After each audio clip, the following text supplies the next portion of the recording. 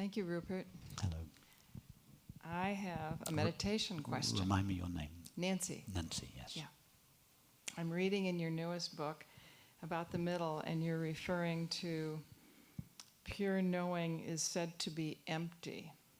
Yes. Okay. So empty is, quote, empty of objective content rather than a blank or a void. Yes. Okay.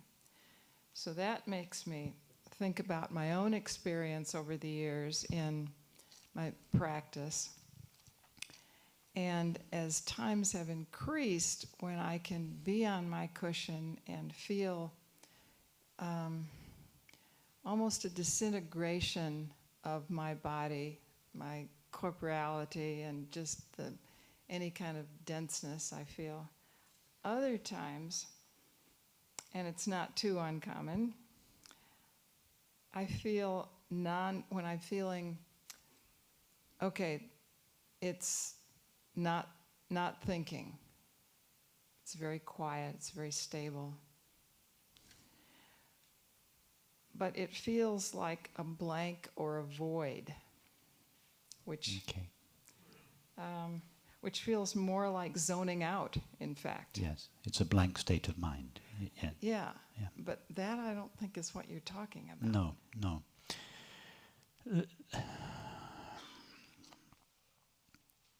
So let me first give you an analogy to explain why the term emptiness is not really accurate. I don't mean any criticism of using that term. It's a legitimate term, but it's not really accurate, and it can be misleading. So let's take space. So if I were to ask you now, what is the nature of the space in this room? What is its primary quality? What would you say? Well, empty. Perfect. That's what I want you to say. That's good. Yeah. Well, why do you say the space is empty? Because when you look around at all the people and the objects are full. They're solid. They're the opposite of empty. So although you don't make direct reference to the people and the objects when you're describing the nature of space, you make subliminal reference to it. What you're really saying is everyone and everything else is full, solid, and by contrast with them, the space is empty. Yes? You're not really describing the space, you're describing it in reference to your experience of objects. Are you with me? I'm not sure, because if I think about it, if there were no people or chairs or anything else in here... but there are people and chairs and objects. Okay. Just bear with me. Don't jump ahead. We're going there, but I want just this current experience. Yeah, there are people and chairs in the room. Okay. So with subliminal reference to the people and chairs, we just say the space is empty. What we're really saying, it is devoid of people and chairs. That's what emptiness means. Empty of people and chairs. Yeah. Yeah. Now, go to the second stage. You were running ahead of me. Imagine the universe, imagine the space of the universe before there were any people or chairs. Just space. Yeah? Now, imagine what the space, of course there's no person, you're not there to describe the space. There's just the space. And that's all there is. People and objects haven't appeared yet. Now, imagine that we could ask the space, what is your experience of yourself? What would it say? Exactly. Would it say, I am empty? No, it wouldn't make sense. It wouldn't make sense because it's only empty with reference to objects. The objects haven't yet appeared. Okay. Would it say even, I am full? No, that would also reference Perfect. other things. Yes, it would just say, I am. And with reference to the fullness of experience, with reference to the objectness of objects, it is a legitimate provisional statement to say the nature of awareness is empty. But then, because this is not fully explained most of the time, we think that awareness is really empty. And this leads to a blank state of mind that you describe. Yes. So the real nature of awareness is prior to either emptiness or fullness. It's legitimate to say in reference to objects that awareness is empty. It is legitimate to say with reference to the emptiness of awareness that it is really full of itself. But even more accurate than that is just to say it is, or I am. So each of those statements, awareness is empty and awareness is full, they're both true in reference to the previous state. But neither of them are absolutely true. The best we can say is simply it is, or I am. And that's not a blank state of mind. So you need to take one step back. You're experiencing this blank state of mind. The one way to take the step back is when you notice, I'm experiencing a blank state of mind, ask yourself, but what is it that knows or is aware of this blank state of mind? That will take you back from the state to consciousness. Yeah, I have tried that, actually. Who is it? What is it? Yeah. Yes, and then you ask that question, and you allow your mind to be drawn backwards one more step. You've gone from the objects to emptiness. You now need to go from emptiness back to your true nature. That still feels a bit more volitional than where my mind is at the time. Sorry, what feels more volitional? To be able to take a step back like yes, that. but do it.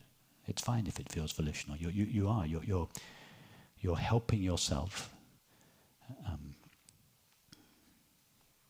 take a step back from a blank state of mind in which you've got temporarily stuck. You're unsticking yourself and going back.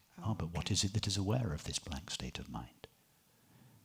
The blank state of mind is the screensaver, not the screen. It's behind all your programs. Once you've shut down your YouTube clips, your emails, your photos, your Word documents, once you've closed down all of that, you've got the blank screen. Well, if you look at my computer, it's a blank screen, but some people have their summer holiday photos on it. But if you go back to the blank screen, it's blank. There's a blank image. But it's not yet the screen. You have to go back further than the blank, than the screensaver. So you go from the documents to the screensaver, from the screensaver to the screen. The blank state of mind is the screensaver. But we want it mimics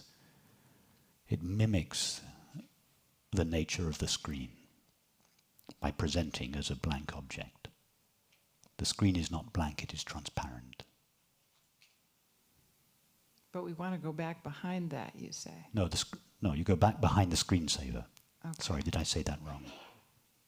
No, the screensaver is the blank state of mind. It mimics in form the real nature of the screen, which is not blank, it is transparent. Oh, okay.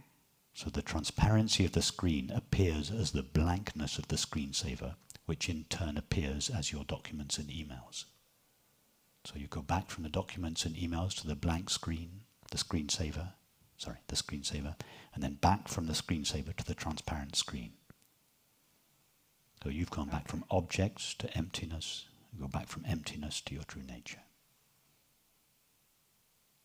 Okay.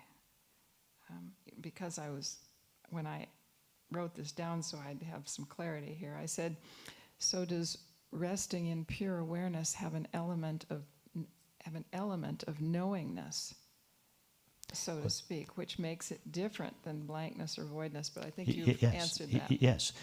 Yes, because if pure knowing or awareness was synonymous with emptiness or blankness, then when the fullness of experience was present, awareness would not be present. If its nature was empty, then it couldn't be present in the fullness of experience.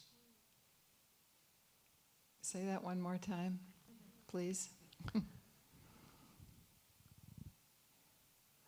If the screen was blank, remember I said the screen is transparent, the screensaver is blank. But if the screen was blank, then when your documents and emails appeared on your screen, they are not blank. Yeah? So if the screen was blank, in the presence of your documents and emails, there would be no screen. Well, that can't be. So if the nature of awareness was empty, then in the fullness of experience, awareness would not be present. Awareness is present both during the blank state of mind and during the fullness of experience, just as the screen is present both in the screensaver and when your documents and emails are present. So the screen is prior to both emptiness and the fullness of experience, but it is the substance of both.